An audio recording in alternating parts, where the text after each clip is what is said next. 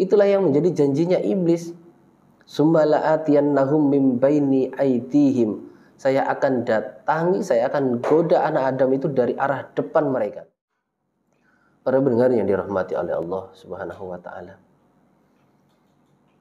Kita telah menyadari dan kita memahami bahwa kita sebagai manusia, sebagai makhluk oleh Allah diciptakan untuk melaksanakan ibadah, punya tugas utama yaitu melaksanakan ibadah kepada Allah Subhanahu wa taala.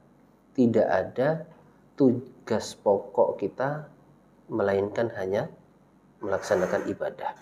Wa ma khalaqtul jinna wal insa illa liya'buduni. Tidaklah aku menciptakan jin dan manusia, semua makhluk yang diciptakan oleh Allah illa liya'budun, melainkan supaya mereka itu menyembah, beribadah hanya kepadaku Allah. Dalam surat Al-Baqarah ayat 21 juga Allah sudah memberikan petunjuk kepada kita. Ya. Menyembahlah ya ayyuhan nas u'budu rabbakumul ladzi khalaqakum.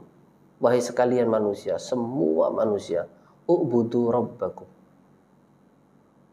Menyembahlah kalian, beribadahlah kalian rabbakum pada Tuhan kalian, alladzi khalaqakum, yang telah menciptakan pada kalian. Walladzina min qablikum, dan juga menciptakan pada orang-orang sebelum kalian. Allakum tattaqun, agar kalian menjadi orang-orang yang bertakwa. Ini tugas utama kita sebagai manusia yang harus betul-betul kita mengerti dan kita fahami. Nah, kalau kemudian kita sudah mengerti dan memahami tugas pokok kita sebagai manusia, maka jangan sampai kemudian kita terpengaruh dengan kehidupan dunia dan akhirnya lupa dengan kewajiban kita melaksanakan ibadah. Nah, para pendengar yang dirahmati oleh Allah Subhanahu wa taala. Kita ini mempunyai tugas utama untuk melaksanakan ibadah, tetapi kita juga harus mengalahkan hawa nafsu dan juga mengalahkan bisikan setan.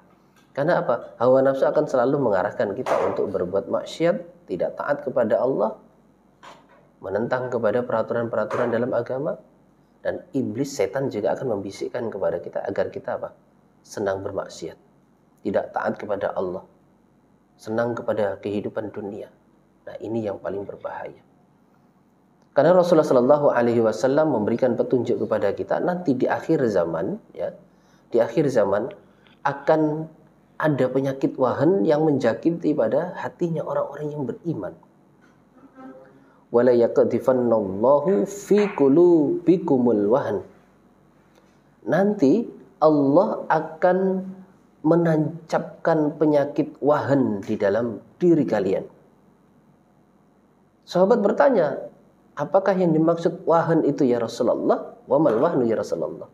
Qala, Nabi bersabda, hubbud dunya wa karahiyatul maut. Yang dimaksud penyakit wahan itu adalah hubbud dunya, senang pada kehidupan dunia, wa karahiyatul maut, dan benci terhadap kematian. Itu yang akan ada di dalam hatinya orang-orang yang beriman. Hubbud dunya, senang terhadap kehidupan dunia. Nah, maka ini perlu kita waspadai. Adanya penyakit wahan di dalam diri kita, orang-orang yang beriman. Nah, karena apa? Itu akan menjadi apa? Musuh yang juga luar biasa berat. Kalau kita sudah terpengaruh dengan kehidupan dunia, maka kita akan lupa dengan kewajiban ibadah. Itulah yang menjadi janjinya iblis. Summa la'atiyannahum min baini aydihim. Saya akan datangi, saya akan goda anak Adam itu dari arah depan mereka. Saya akan ragu-ragukan dengan kehidupan akhirat.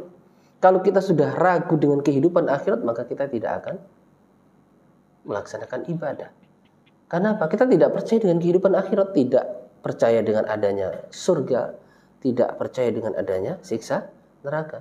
Sehingga kita tidak akan melaksanakan ibadah, lupa dengan kewajiban ibadah. Kalau sudah diragu-ragukan dengan kehidupan akhirat.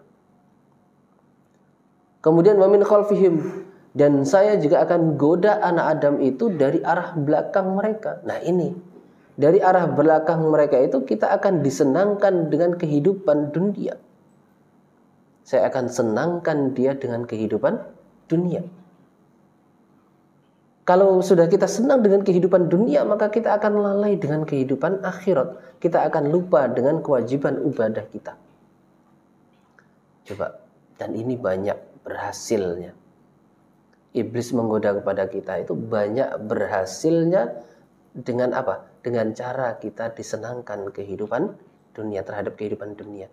Kalau sudah yang diburu itu adalah kehidupan dunia, bagaimana agar dia bisa menjadi orang kaya, bagaimana agar dia bisa banyak uang, banyak harta, hidupnya senang, hidupnya mewah, maka dia akan lupa dengan kewajiban ibadahnya. Dan ini banyak sekali contoh yang sudah terjadi. Coba seperti contohnya yang sangat kita ingat adalah kisah dari Tha'labah bin Hatib. Orang yang dulu sebagai sahabat Rasulullah Sallallahu Alaihi Wasallam, dia adalah orang yang termiskin pada saat itu. Tetapi dia sholat 5 waktunya tertib dengan Rasulullah Sallallahu Alaihi Wasallam di masjid, selalu sholat berjamaah di masjid. Tetapi suatu saat dia karena tidak tahannya dengan kemiskinan, bukan dia yang tidak tahan, tapi istrinya. Istrinya yang tidak tahan dengan kemiskinan kemudian meminta kepada Tha'labah bin Hatib untuk meminta kepada Rasulullah SAW agar didoakan menjadi orang yang kaya. Dan ternyata Nabi menolak. Sampai 3 kali dia memohon agar didoakan menjadi orang yang kaya. Kemudian didoakan oleh Rasulullah SAW agar dia menjadi orang yang kaya dan diberi sepasang kambing. Singkat cerita dia menjadi orang yang kaya. Seantero Madinah dialah orang yang kaya. Tetapi kemudian naudzubillah min dzalik, dengan kekayaannya itu ternyata benar. Jadi kalau sudah hubbud dunya, senang terhadap kehidupan dunia, lalai dengan kewajiban ibadah. Dengan dia sibuknya mengurusi ternaknya, mengurusi hartanya, sehingga lupa dengan kewajiban sholat berjamaah tadi. Dan ini banyak contoh yang terjadi di dunia nyata.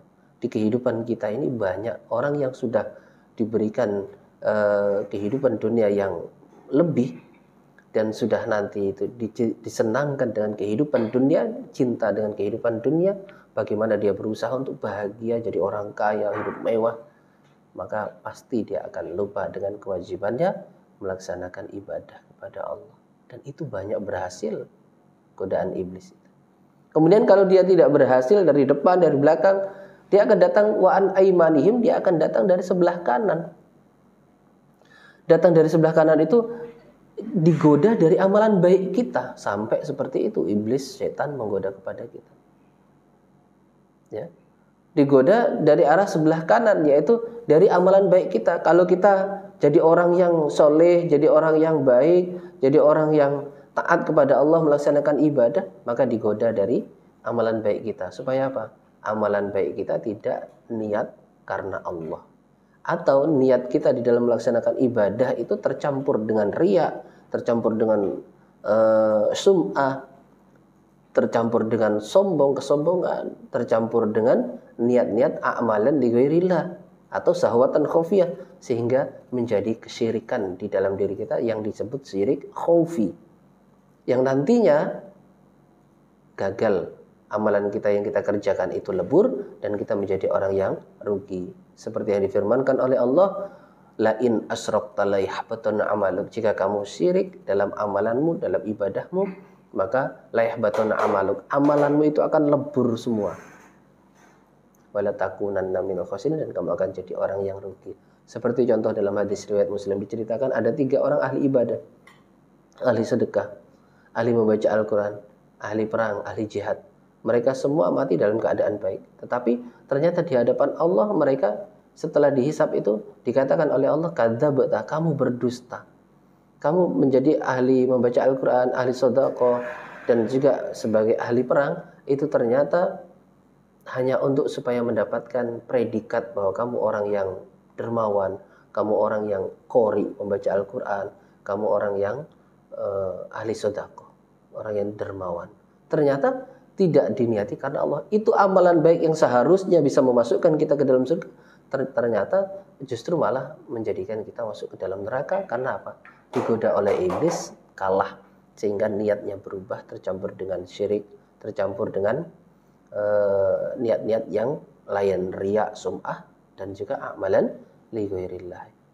Itu godaannya iblis dari sebelah kanan. Kemudian wa an sama ilihim, dan saya akan goda anak Adam itu, semua manusia yang berada di jalanmu yang lurus itu ya Allah, dari sebelah kiri, yaitu kita disenangkan dengan perbuatan-perbuatan maksiat. Kalau sudah senang terhadap perbuatan maksiat, lupa dengan kewajiban kita melaksanakan ibadah, maka gagal masuk ke dalam surga. Wala tajidu aksaruhum syakirin, sehingga engkau ya Allah tidak akan menjumpai dari anak Adam itu banyak menjadi yang bersyukur, banyak yang kufur terhadap nikmat sehingga masuk ke dalam neraka. Na'udzubillah min dzalik. Ini yang harus kita waspadai.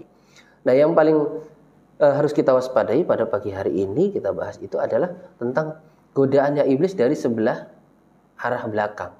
Yaitu apa? Kita disenangkan dengan kehidupan dunia. Kalau sudah senang dengan kehidupan dunia, yang diburu hanya kehidupan dunia, maka kita akan lupa dengan kewajiban